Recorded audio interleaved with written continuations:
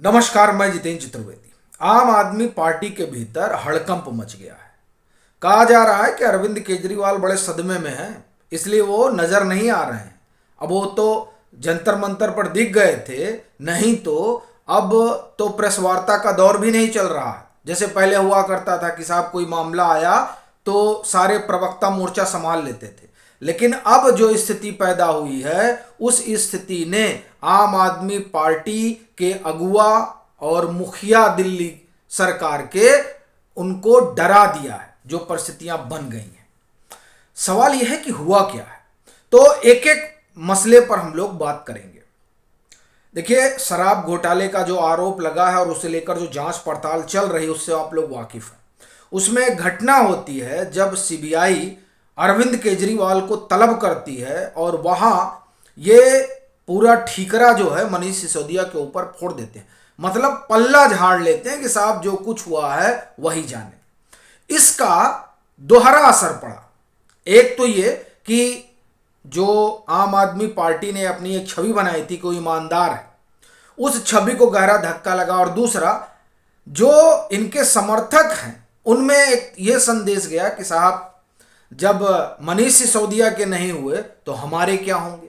अब ये जो दो परिस्थितियां बनी, उससे ये उसका असर ये हुआ कि अभी बीते शुक्रवार को आम आदमी पार्टी एक धरना प्रदर्शन करने जा रही थी, ऐसा दावा किया जा रहा है। और उस धरने प्रदर्शन के लिए उन्होंने आह्वान किया था। क्योंकि भाजपा लगातार घेर रही है आम आदमी पार्टी को, तो आम आदमी पार्टी ने सोचा कि हम भी इस बार घेर लेते हैं। तो घेरने के लिए शुक्रवार का दिन मुकर्रर किया गया। पता ये चला कि शुक्रवार को कोई आया ही नहीं।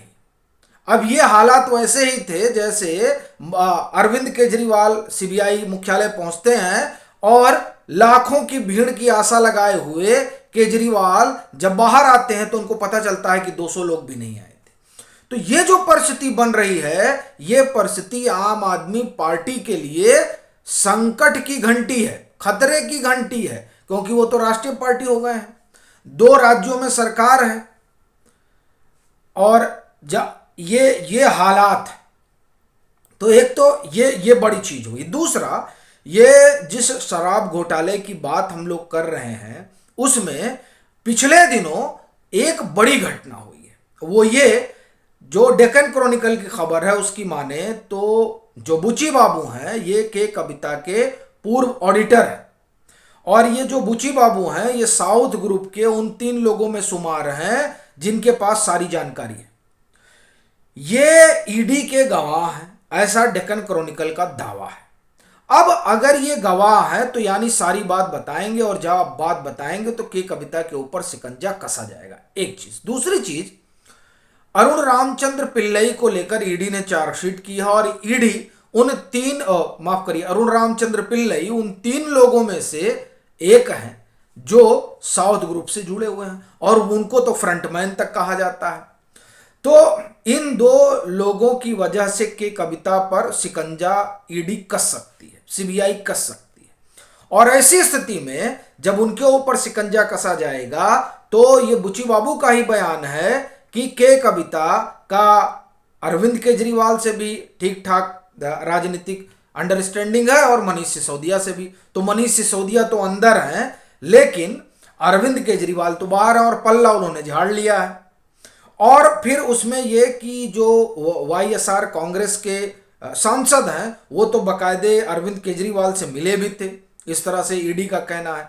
तो अब ये जो चार्जशीट हुई है, फिर वो चाहे ईडी की हो और चाहे सीबीआई की हो, उसमें ये जो 2 नाम हैं, अरुण रामचंद्र पिल्लई और इधर बुची बाबू, ये 2 नाम आप ये समझिए कि आपकी सरकार के लिए बहुत खतरा पैदा कर सकते हैं। और इसलिए कह रहा हूं कि दिनेश अरोड़ा का जब बयान आया, वो सरकारी गवाह बन गए, तब एजेंसी यहां तक पहुंची कि आज मनीष सिसोदिया अंदर है।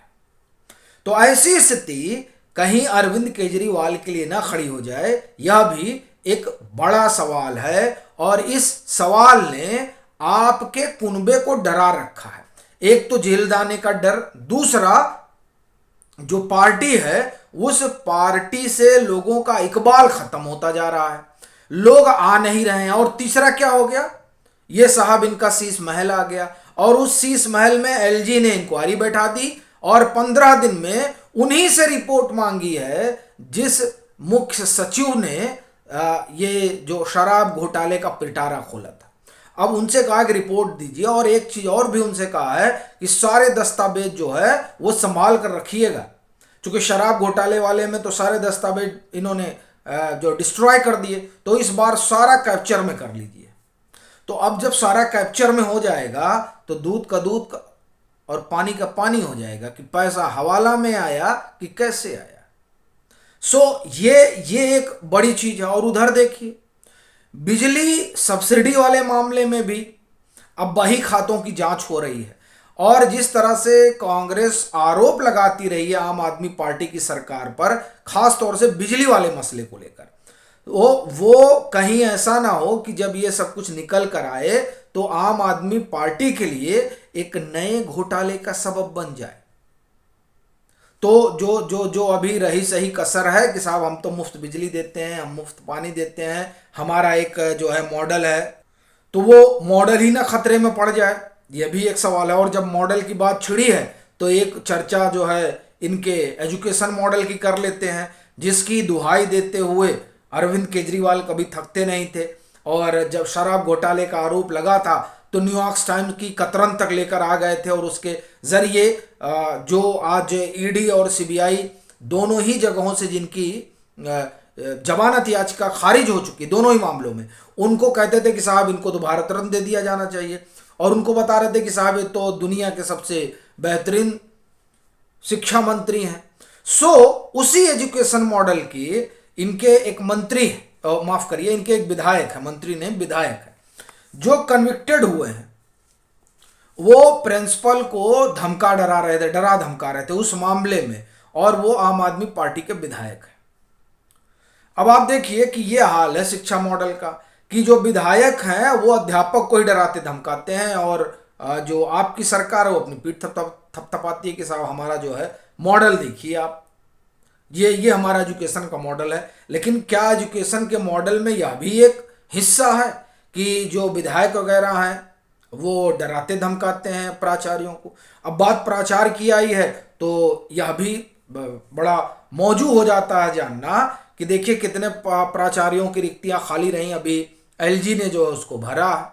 तो ये जो तमाम चीजें हैं वो अब एक एक करके बाहर आ रही हैं, और जिसके कारण जो आम आदमी पार्टी की सरकार है उसका संकट तो बढ़ ही रहा है। और अरविंद केजरीवाल ने जो एक पैराडिज्म खड़ा किया था वो पैराडिज्म भी अब भरभरा कर गिर रहा है, और वो जो गिर रहा है उस गिरने ने, उस आप कहें गिरावट ने आम आदमी पार्टी की बुनियाद हिला दी है।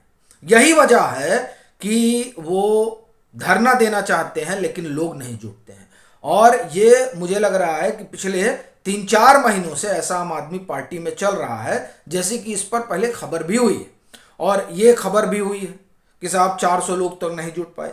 तो ये एक तरह से कहें कि जो आपके अगुआ हैं उनके ऊपर से लोगों का भरोसा भी उठ रहा है, और वो मध्यम वर्ग जो दिल्ली में लामबंद हुआ था इस भ्रष्टाचार विरोधी मुहिम में अरविंद केजरीवाल के साथ, अब उसे भी लग रहा है कि तमाम राजनेताओं की तरह, तमाम राजनीतिक दलों की तरह आम आदमी पार्टी भी अब उसी रंग में रंग चुकी है, तो क्या ही फायदा इनके पीछे लामबंद होने से। और अगर यही परिस्थिति रही तो आम आदमी पार्टी के लिए 2025 दिल्ली विधानसभा का चुनाव और 2024 लोकसभा का चुनाव, ये दोनों ही आप ये समझिए कि इनके लिए टेढ़ी खीर साबित होने जा रहा है। बाकी आपकी अपनी क्या राय है ज़रूर साझा करें, और अगर मतांतर से नहीं जुड़े हैं तो ज़रूर जुड़ें।